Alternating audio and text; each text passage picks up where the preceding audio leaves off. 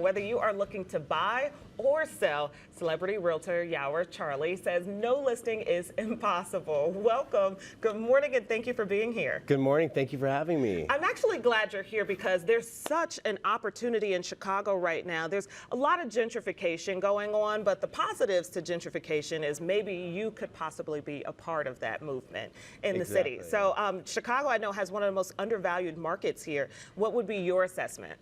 So first of all, again, thank you for having me this morning. I'm so excited to be here. And Chicago's a really interesting test market because we're seeing Chicago turn into what other major cities have done maybe 5-7 years ago, like San Francisco, certain parts of LA, certain parts of New York, where, for example, like right where we're at right now in the Loop, it's considered to be the hottest neighborhood in Chicago. Oh, yes. And you're seeing a lot of gentrification in the area, a lot of businesses, Google, McDonald's coming, giving their headquarters. And once business comes, everything else comes up with it. And so this is a really exciting time to be in Chicago, investing in Chicago, and working here. Yeah, certainly. Now, let's talk a little bit about our show. I know you're going to give us a little bit more real estate tips, but let's talk about the show that you're on, Listing Impossible on CNBC. What kind of trouble do you get into on this show? So, well, it's called Listing Impossible for a reason, I will say that. But what's great about it is I'm part of one of the top sales teams in the country, Aaron Kerman Group. And we were approached by CNBC to do the show, and what's great is that the viewer really gets to understand what it takes to buy and sell luxury real estate in Los Angeles.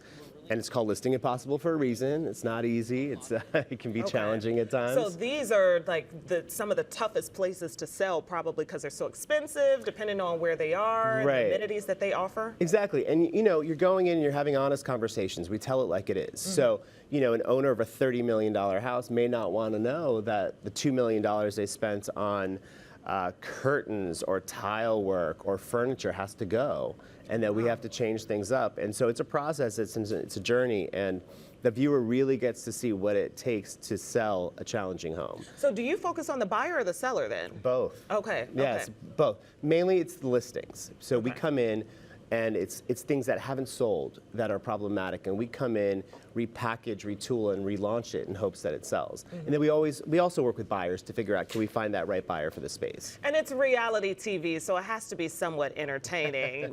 Tell me the drama, the juice that's going on. Oh my goodness, where do I start? No. Who's your arch enemy? You know, the funny thing is, your frenemy. Right. Well, the good thing is there's 8 of us on the show, and we're a pretty tight team. And I think what the viewer is going to enjoy is that it's not your typical reality show. You know, there's no table flipping. I'm not throwing cocktails at someone.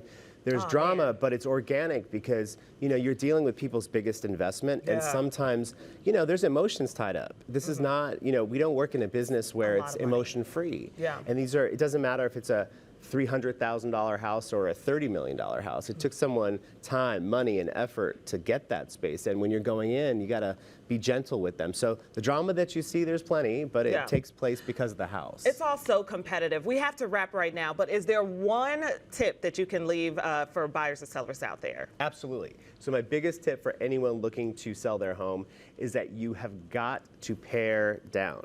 Depersonalize it, make it generic. And I know that's a rough word for people. Make it transitional, because sometimes your dream home is not everybody's dream home. So you want to make sure that someone's going to walk in and be able to see their life in your space. And that's how you sell that house. Present a clean palette. Exactly. So the other people can dream. Right. I like that.